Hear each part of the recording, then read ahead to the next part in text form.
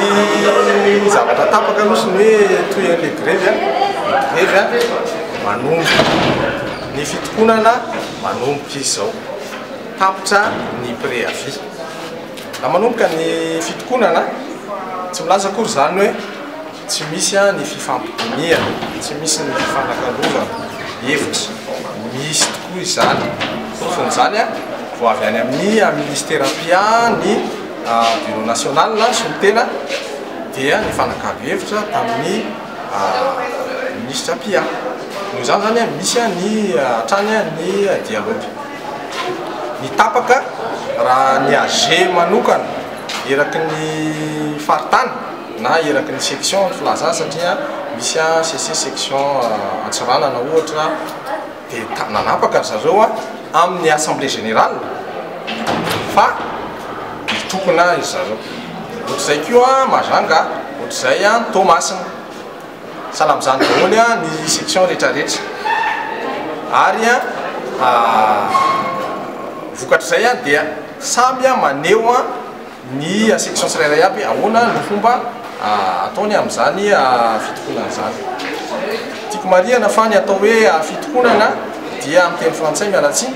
cessation d'activité izay sehatra rehetrarehetra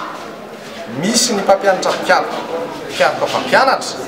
dia zoanao mpampianatra mpiaroka mpampianatra ny manajanona izay activité anao zay noho ny fitakinao ilay zoanao ary zo iombonana io fa tsy zoanao tokana akory zoanao ny maneho an'izay amin'ny fitokonana ary tapaka ny assemblée générale manokana aloha raha ny Antananarivo dia manomboka ny fitokonana ary efa manapaka hoe ahoana no fanehoanany zany fitokonana zany fa efa manomboka aloha izy zany zay aloha zany ny tapaka manaraka zany ny fiaonana tamin'ny ministère pia dia tsy mitsahatra ny mitady vahaolana ny ministère pia mitady vahaolana ary izahay koa zany izay atao amin'ny CCS dia misokatra ny varavarana andraisana izay vahaolana izay fandinika izahay raha hoekena na tsy hoekena fa tsy maintsy misy izay fampidinian'izay fanehoana izay fitokonana izay zany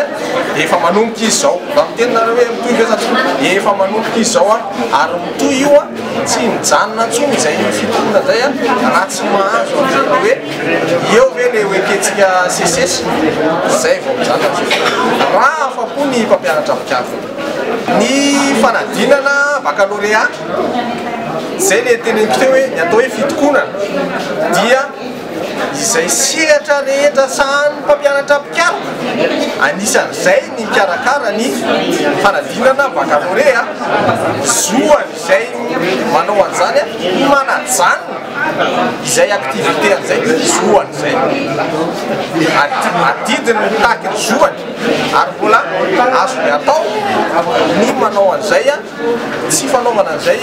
fanadinana izay ao amin'ny code de travail